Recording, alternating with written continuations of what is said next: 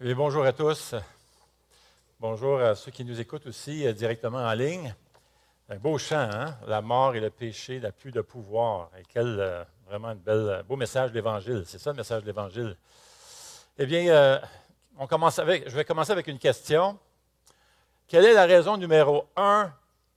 Ce n'est pas une question qu'on se fait poser souvent.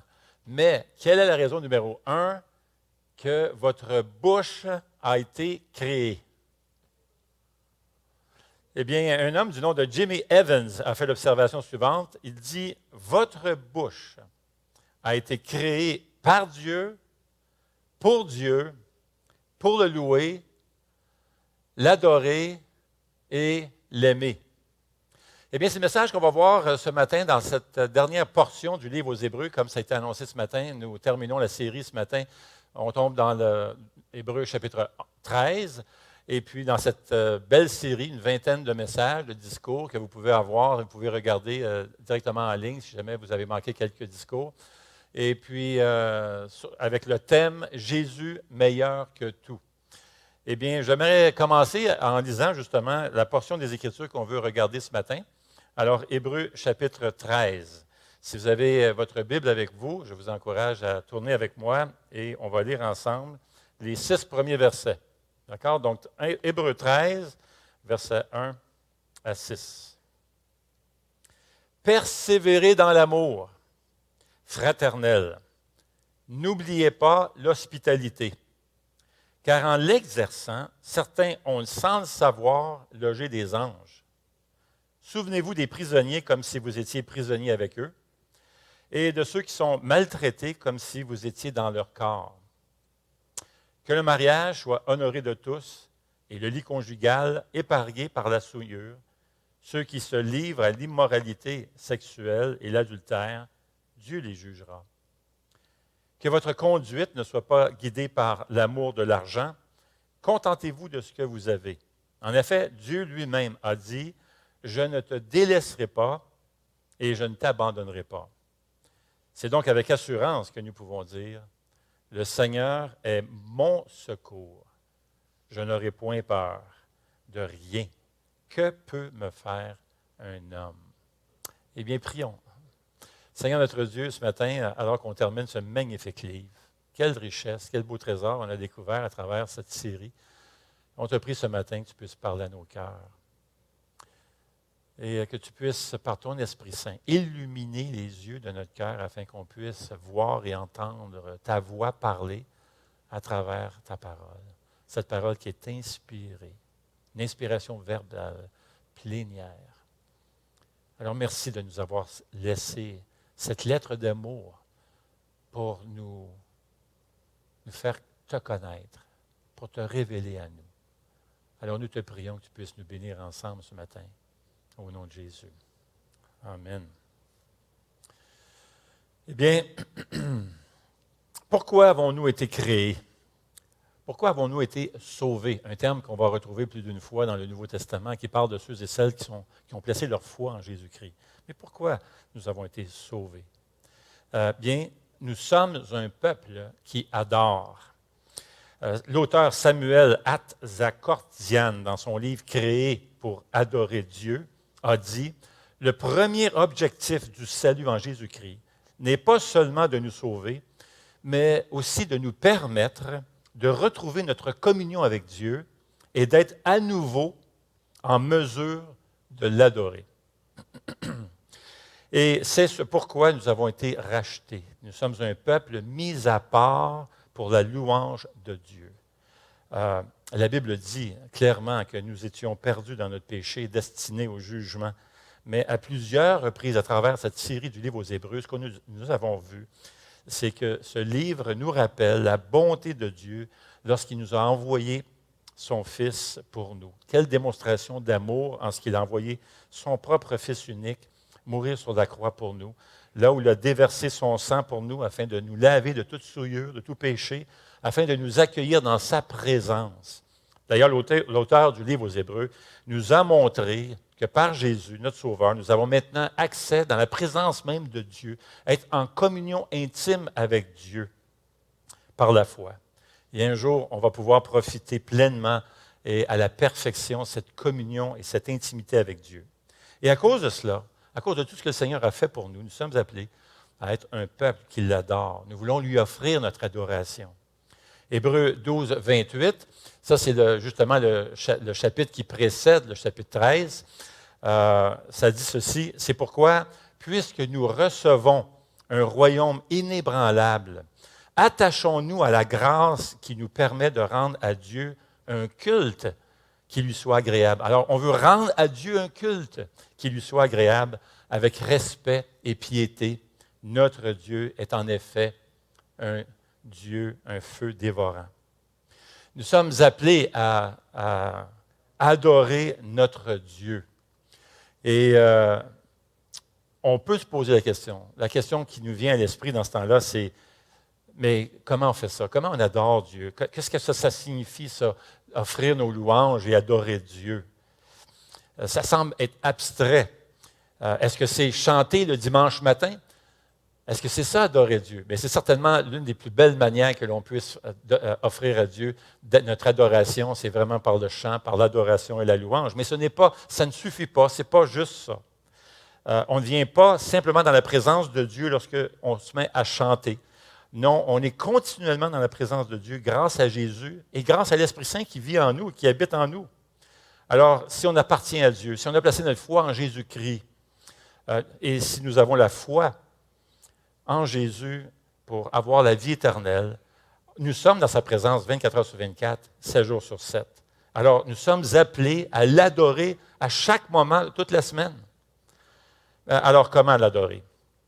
Maintenant, on sait à quoi ressemble un adorateur du dimanche. Mais à quoi ressemble un adorateur du lundi? Ça a l'air de quoi, ça? Eh bien, Hébreux 13 nous donne la réponse, parce que voyez-vous, Hébreux 13 est le manuel de l'adoration pour la semaine. Ça commence au verset 1, Hébreux 13, verset 1, qui dit ceci, « Persévérez dans l'amour fraternel ». Et ce verset 1, va pas mal résumer tout ce qui va suivre après. L'adoration authentique ressemblera à de l'amour fraternel au sein du peuple de Dieu. Puis c'est vraiment intéressant de constater à quel point l'amour, c'est partout dans le Nouveau Testament, même dans l'Ancien Testament. Et c'est vraiment important dans la pensée de Dieu pour la vie chrétienne. C'est partout. Le cœur de la vie chrétienne et le plan de Dieu pour son peuple se résument en termes d'amour les uns pour les autres. Mais maintenant, le chapitre 13 apporte une exhortation qui est un petit peu différente, par contre, des autres passages. On va lire dans d'autres passages du Nouveau Testament, aimez-vous les uns les autres. Mais ici, qu'est-ce que ça dit? Ça dit persévérer dans l'amour, continuer dans l'amour. Pourquoi nous dire persévérer dans l'amour? Pourquoi pas simplement dire aimez-vous les uns les autres? Bien, parce que le Seigneur sait, n'est-ce pas, que l'amour, ça peut se refroidir. Et tu rentres à l'Église ici, et c'est une des choses qui nous frappe vraiment quand on s'ajoute à l'Église, qu'on vient, on joint à l'Église évangélique, ici au Sentier. Une des choses que j'entends régulièrement pour les nouveaux qui nous visitent, c'est « bon sang qu'il y a de l'amour ici ». Pas vrai? Hein, on entend ça, c'est la première chose. Moi, ça m'a frappé vraiment lorsque je me suis joint à une Église de voir l'amour des gens. Et j'entends ça constamment. On va chez vous, puis on voit l'amour. Alors là, tu te joins à l'Église, puis là, tu rentres, puis tu vas te convertir à Jésus-Christ, tu vas te faire baptiser, tu deviens membre, tu t'impliques, puis là, tu t'impliques, les années passent, puis tu t'impliques, puis là, tout d'un coup, tu as des quoi? Des accrochages. Avec qui? Avec d'autres frères et des sœurs dans le Seigneur. Est-ce que ça se peut, ça? Absolument. Et qu'est-ce qui arrive avec le temps? C'est qu'il y a des accrochages, il y a des collisions, il y a des gens qui vont te blesser parce qu'on est pécheurs. Et puis, ce qui arrive, c'est que peut-être il y a des gens, tu vas quitter l'Église à cause des blessures. Ton amour va s'atténuer. D'ailleurs, j'ai appelé quelqu'un il n'y a pas très longtemps, je lui ai demandé, je l'avais à cœur et je ne comprenais pas pourquoi on ne la voyait plus à l'Assemblée. Je m'inquiétais, alors je me préoccupais, alors je l'ai appelé, puis je lui ai demandé qu'est-ce qui s'est passé, est-ce que c'est quelque chose, est-ce que je t'ai blessé, ou est-ce que quelqu'un dans l'Assemblée t'a blessé. Et la personne a dit, oui, on a quitté l'Église, toute ma famille, on a quitté l'Église parce que justement, il y a quelqu'un dans l'Assemblée qui nous a vraiment blessés. Mais voici ce qu'on est en train de nous dire ici, c'est que l'adorateur authentique du Dieu vivant persévère dans l'amour fraternel. Alors, on ne fait pas juste commencer dans l'amour fraternel. On va s'investir dans les relations les uns avec les autres. On persévère à travers les hauts et les bas. Et ça demande, c'est sûr, de l'humilité. Mais par la grâce de Dieu, le Seigneur va nous aider à persévérer dans ces relations d'amour-là. Et maintenant, comment ça se traduit, cette manière d'aimer dans notre quotidien? Comment s'aimer de manière à ce que nos relations plaisent à Dieu et glorifient Dieu? Bien, premièrement, on glorifie le Seigneur en nous aimant les uns les autres, en s'offrant l'hospitalité, en ouvrant les portes de notre foyer, en se recevant les uns les autres. Voici ce que ça dit au verset 2. « N'oubliez pas l'hospitalité, car en l'exerçant, certains ont sans le savoir logé des anges. » Un aspect essentiel de l'amour fraternel, c'est de faire preuve d'hospitalité envers des frères et des sœurs, et parfois même des frères et des sœurs qu'on ne connaît même pas, mais on veut ouvrir notre foyer. On veut être accueillant et on veut recevoir les gens à la maison. Alors, pourquoi c'est si important? Pourquoi la Bible met tant l'accent sur l'hospitalité? Parce qu'après tout, c'est tellement important que c'est même l'un des critères pour être un ancien, pour être un pasteur, que l'on va retrouver dans une des lettres de Paul dans Timothée. C'est un critère que l'ancien soit hospitalier. Alors, pourquoi ça fait partie des manières dont on peut honorer le Seigneur et le glorifier? Bien, on a juste à penser à notre foyer, notre résidence. Le foyer, c'est l'endroit, c'est vraiment ton endroit de ton refuge, la place où tu peux te réfugier, te reposer. Tu arrives, tu es fatigué, tu rentres à la maison, tu as hâte d'arriver à la maison. C'est l'endroit, c'est le confort, c'est là que tu trouves les gens que tu aimes, que tu chéris. Bien, ouvrir notre foyer, ouvrir notre amour et se mettre au service des autres, c'est vraiment fondamental comme enfant de Dieu. S'accueillir les uns les autres, se recevoir les uns les autres. C'est même un signe très fort du lien maintenant qui nous unit les uns les autres. Parce que nous faisons partie d'une grande famille, nous sommes des frères et des sœurs en Jésus-Christ. Et c'est un message que nous faisons chaque fois que nous ouvrons nos portes et que nous nous aimons les uns les autres, que nous faisons partie de cette grande famille. Moi, je suis allé dans une église apporter un message dans une église roumaine. Je ne parlais même pas la langue. Et puis, une église slave. Et à Paris, et puis bon sang, j'ai été accueilli là comme un roi. Les gens m'ont fait sentir tellement plein d'amour, ont été accueillis par un pasteur que que je connaissais pas. Et puis il nous a reçus. Il a été tellement généreux avec nous. Et vous savez quoi? Je me sentais comme un frère. Et c'est ça. Quand on se reçoit, on est hospitalier, on ouvre notre foyer, on veut aimer. On est en train justement, c'est un message que nous sommes en train de donner, que nous faisons partie d'une grande famille. Et l'idée du Seigneur ici, c'est que notre foyer soit comme un actif entre les mains de Dieu, comme du royaume de Dieu. Un actif du royaume et un atout pour servir les autres. Alors pourquoi ne pas se servir de notre résidence, par exemple, pour entourer les personnes seules de l'Assemblée? Peut-être des gens même qui souffrent, des couples qui ne vont pas tellement bien. On veut les accueillir, les aimer, les chérir, qui se sentent aimés, qui ne se sentent pas seuls. C'est ça, voir notre foyer, notre résidence comme un atout pour le royaume de Dieu.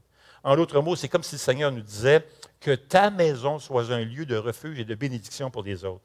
Un lieu pour offrir de l'amour éternel, de l'amour fraternel. Et qui sait ce qui peut arriver? Hébreu nous dit même qu'à travers l'hospitalité, certains ont logé même des anges.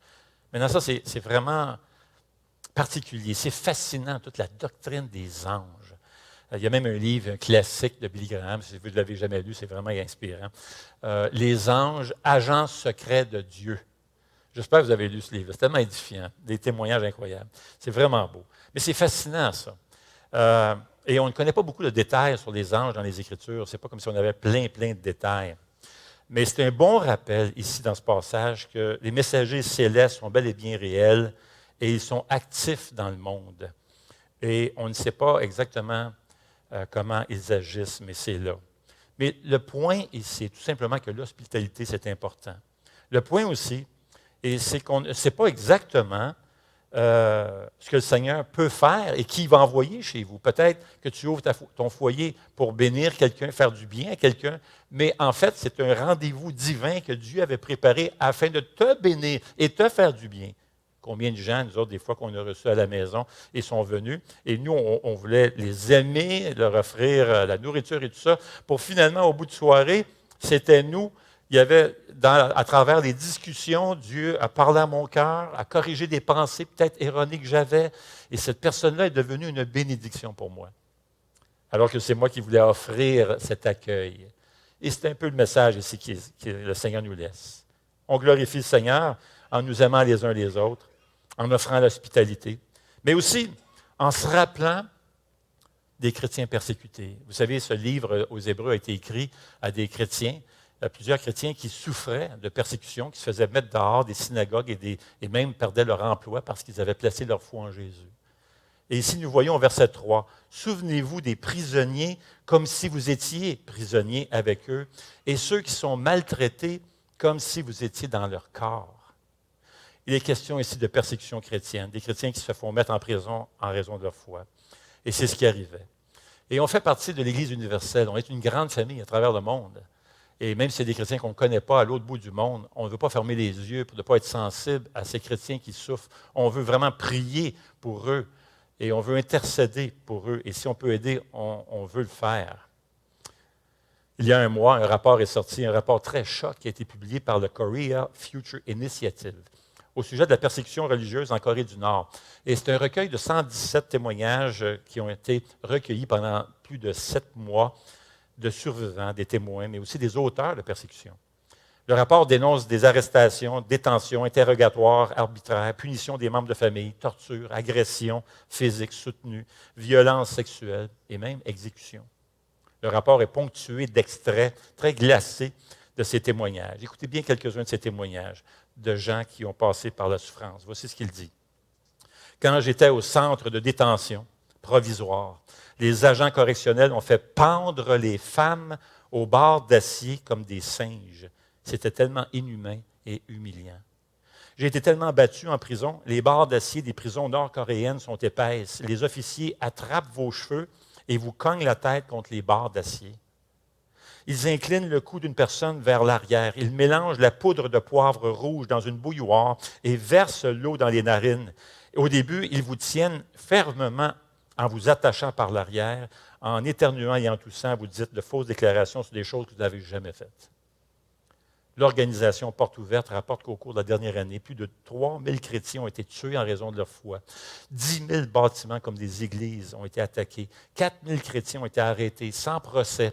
Ils ont été arrêtés, ont reçu des sentences et même quelques-uns ont été exécutés. Le ministère Porte Ouverte, qui publie chaque année un index mondial de persécution des chrétiens, rapporte qu'en 2020, 260 millions de chrétiens sont fortement persécutés dans le monde. Ça, c'est 1 sur 8. Ce qui est frappant dans les statistiques, c'est le rythme de progression. Par exemple, en 2018, 215 millions de chrétiens persécutés, 1 sur 12. En 2019, 245 millions, 1 sur 9. Et en 2020, 260 millions, 1 sur 8. Vous pouvez donc vous inscrire à Porte Ouverte, puis être informé, garder à jour et prier pour ces gens qui souffrent à travers le monde. Persévérons dans l'amour fraternel en nous souvenant des chrétiens persécutés et en priant pour eux. Il y a même un dimanche par année qu'on veut mettre de côté à l'Église, le dimanche des persécutés, et prier pour spécialement ce matin-là, lors du service, pour les persécutés. Mais on veut le faire régulièrement à la maison. Troisièmement, on glorifie le Seigneur également en honorant notre mariage. Verset 4. Que le mariage soit honoré de tous et le lit conjugal épargné par la souillure. Ceux qui se livrent à l'immoralité sexuelle et à l'adultère, Dieu les jugera. Maintenant, le point ici, c'est qu'on a besoin de vraiment s'investir dans les relations de couple, dans notre couple. Et vous savez, on vit dans un monde tellement sexuel aujourd'hui, on est bombardé avec des affiches, des films, de la pornographie, tout ça. C'est très facile de glisser, tout ça. À un moment donné, on peut être envahi par la culpabilité. Mais le point ici, le message ici, c'est que le Seigneur veut qu'on se repente, qu'on revienne au Seigneur, parce que nous avons un Dieu de grâce. Après tout, n'oublions pas le Dieu qui a choisi David, le polygame, l'adultère, le meurtrier. Il en a fait le roi d'Israël, de son peuple, et non seulement ça, le précurseur du Messie. Nous avons un Dieu de grâce. Ce que le Seigneur veut, ce qui nous somme de faire, c'est de revenir à Dieu très humblement. Mais cela étant dit, il faut savoir qu'un grand pourcentage des adultères, ce n'est pas une question sexuelle au début. C'est un problème avec le couple au départ, la relation. Voici ce qui se passe. Nous sommes des pécheurs et nous aurons des conflits. Connaissez-vous un couple qui n'a jamais eu de conflit? J'en connais pas. Honnêtement, je n'en connais pas. Mais j'aimerais vraiment m'arrêter et vous donner quelques conseils. 3 conseils, d'accord? Premièrement, on a vraiment besoin de travailler sur notre communication. Ça revient régulièrement dans les conflits de couple, la communication. Savez-vous quelle phrase déclenche plus de chicanes dans le couple. Donc, on parle de phrases. Donc, on parle de communication ici. Savez-vous quelle phrase va déclencher le plus la chicane chez un couple? Quelle est la phrase? Tu ne comprends pas.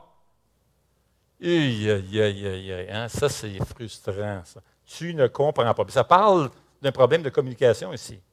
Quand on voit l'autre qui ne comprend pas, qu'est-ce qu'on fait? Est-ce qu'on hausse le ton? Est-ce qu'on va crier? Absolument pas. Vous savez, dans le milieu pédagogique, les enseignants, tout ça, on se fait pointer le doigt sur le nez, puis on se fait dire, écoute, s'ils ne comprennent pas, c'est parce que ce n'est pas clair ton affaire.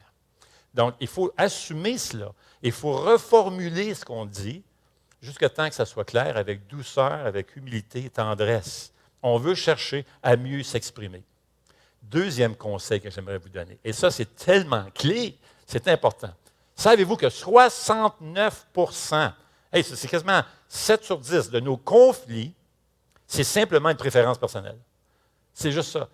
Il n'y a pas de mal, il n'y a rien de mal, les deux n'ont pas tort, les deux ont raison. C'est juste une question de préférence. Imaginez, 69 là. Et là, vous allez dire, puis en passant, ça ne change pas. Ça va continuer jusqu'à la fin de tes jours. Tu as des préférences, puis tu vas garder des préférences jusqu'à la fin de ta vie. Là, tu vas dire, bien là, finalement, c'est pas tellement encourageant ton affaire. Là. Mais il y a quelque chose d'encourageant là-dedans. Écoutez bien John Gottman, l'auteur des 7 principes pour faire fonctionner le mariage. Le gars a étudié des mariages depuis des décennies, des décennies. Voici ce qu'il dit. Il dit, la raison pour laquelle ils sont indissolubles, ça ne serait pas, ou perpétuels, est que personne ne se trompe sur la question. La question sur laquelle ils sont en désaccord est simplement une question de préférence. Personne n'a tort des deux conjoints, c'est juste une question de préférence. Par exemple, chez nous, ma femme, moi et ma femme, on a des préférences sur certaines affaires. Par exemple, ma femme a toujours chaud. Moi, j'ai toujours frette, comme on dit au Québec. Un nouveau mot que tu dois apprendre, frette. Toujours, ma femme a toujours chaud. Moi, j'ai toujours froid, tout le temps. On a eu des chicanes à cause de ça. Moi, je descendais, puis je voyais le thermostat, puis ma femme, en cachette, ce qu'elle avait fait, elle avait descendu ça à 19 ou 20. Je sais, elle m'écoute, là. Elle m'écoute. T'écoutes, là? Là, elle descend ça. Puis là, des fois, je passe dans le salon, puis là, je regarde le thermostat. Le thermostat dit, ah ben, Snow, elle l'a descendu. Et là, moi, je le monte. Je le monte à 21,5. Qu'est-ce que tu veux? C'est comme ça. Alors, qu'est-ce que tu fais dans ce temps-là? Qu'est-ce que tu fais que chacun a des préférences? Puis, tu es pris avec ça pour le restant de ta vie, là. Ça ne change pas. Bien là, puis là, c'est pas une question d'âge, OK? Là? C'est pas une question d'âge. Je sais, le pasteur Dominique, là, qui va m'entendre à quelque part, là, va dire, ah, normalement, hein, c'est ça, c'est l'âge, c'est l'âge. C'est pas l'âge. Sais-tu quoi? Mon gendre a le même problème, il y a bien des années, puis il a trouvé une solution, lui, puis je vais vous en parler tantôt. Alors, qu'est-ce que tu fais quand chacun a ses préférences, puis ça ne changera pas? Tu fais quoi? Bien, on a la solution au psaume 34, 15 qui dit ceci, « Détourne-toi du mal et fais le bien, recherche la paix et poursuis-la. » Poursuis la paix chez vous. En d'autres mots, fais des gestes, gagnant-gagnant, donnant-donnant, parce qu'on sait que c'est juste une question de préférence, puis c'est 69 des conflits des couples, imagine-toi, c'est une question de préférence. Donc, il faut jongler avec ça. Alors, trouve des manières de faire des compromis, donnant-donnant, gagnant-gagnant, de manière à faire avancer la paix dans ton foyer. D'accord?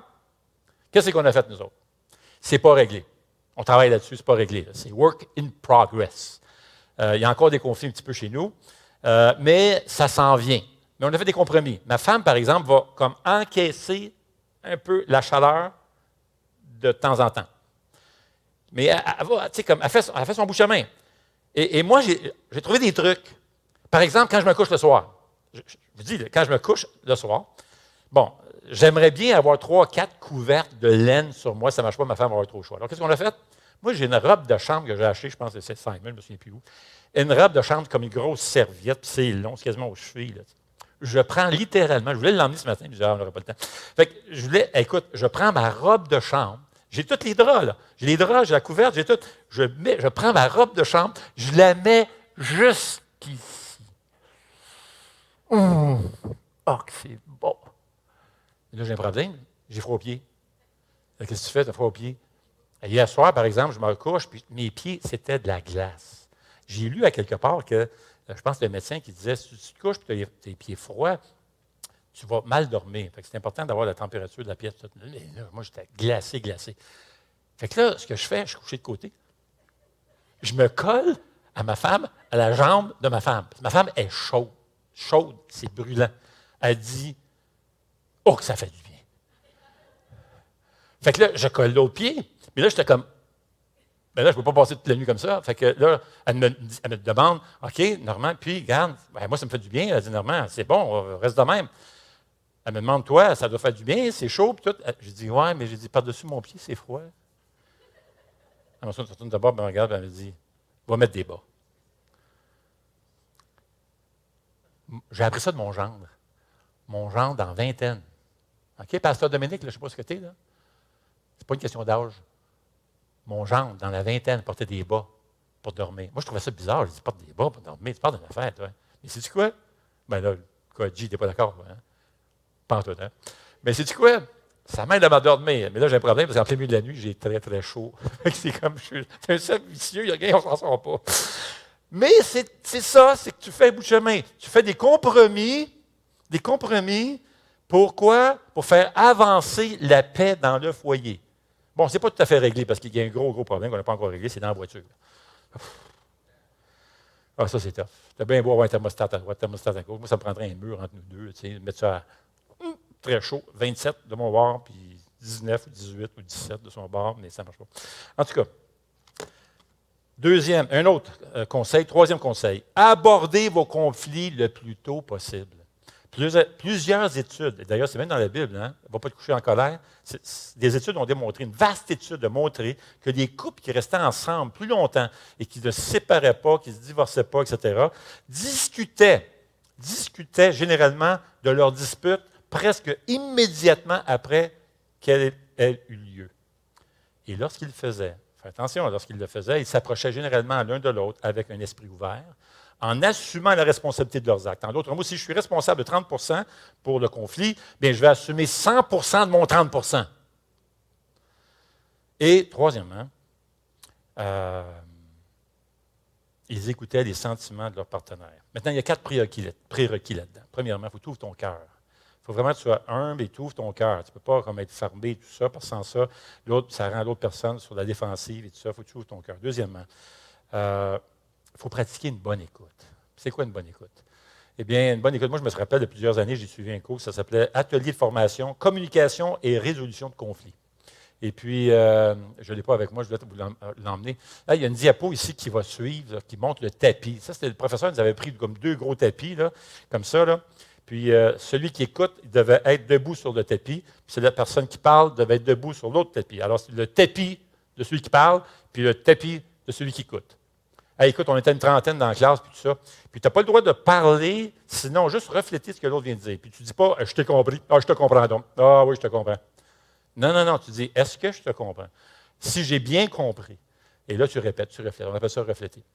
Le professeur nous avait demandé, il dit, OK, là, ce que tu vas essayer de faire, c'est de cibler 3 choses.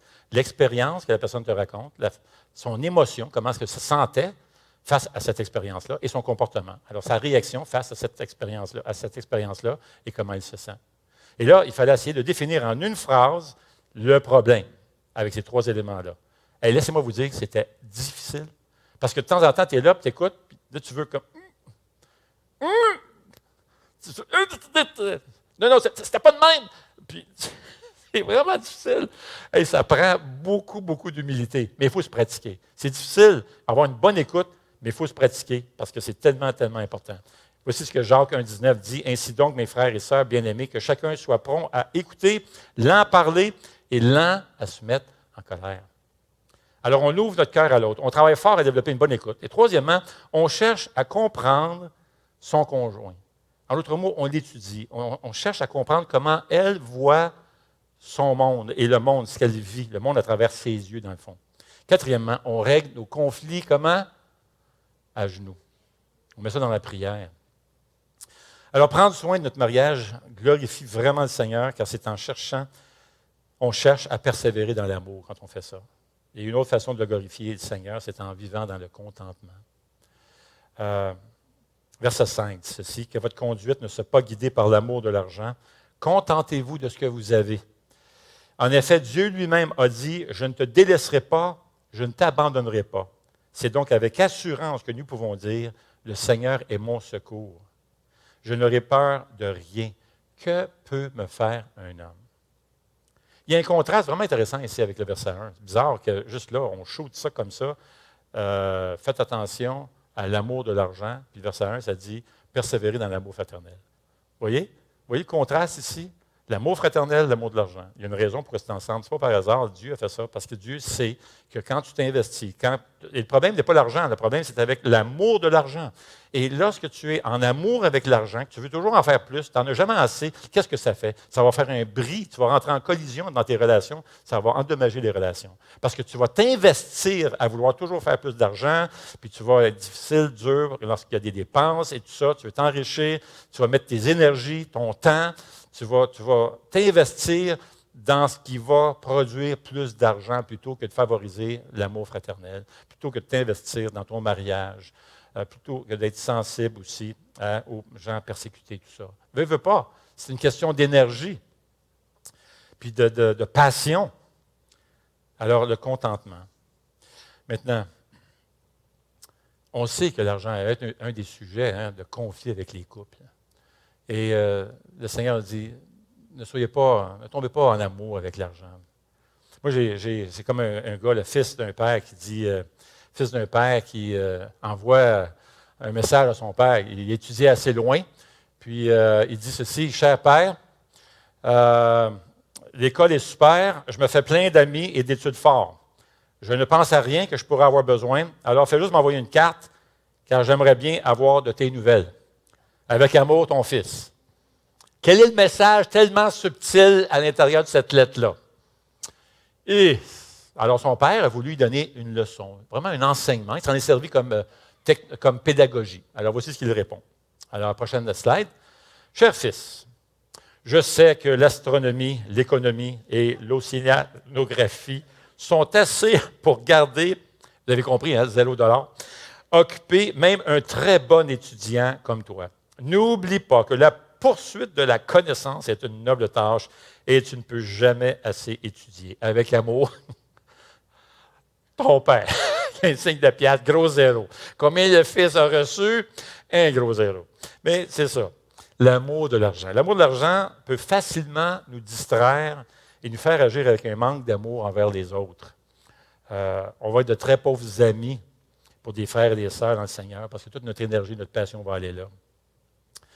Maintenant, c'est vraiment intéressant parce que dans le livre aux Hébreux, cette promesse qui est donnée là, verset 5, Dieu dit « Je ne te délaisserai pas, je ne t'abandonnerai pas », se trouve justement une citation dans Josué 1, alors que le peuple de Dieu veut entrer dans la terre promise, va entrer dans la terre promise. Dieu les a conduits jusque-là. Et là, Dieu dit à Josué, « Ne t'inquiète pas, partout où tu vas fouler la plante de ton pied, je te le donne. » Donc, Dieu ne nous appelle pas de vivre dans la misère. Ce n'est pas ça, la vie chrétienne. Mais c'est de ne pas tomber dans l'amour de l'argent. Et moi, j'aimerais inviter les musiciens à venir ici présentement, pendant qu'on va clôturer tout ça.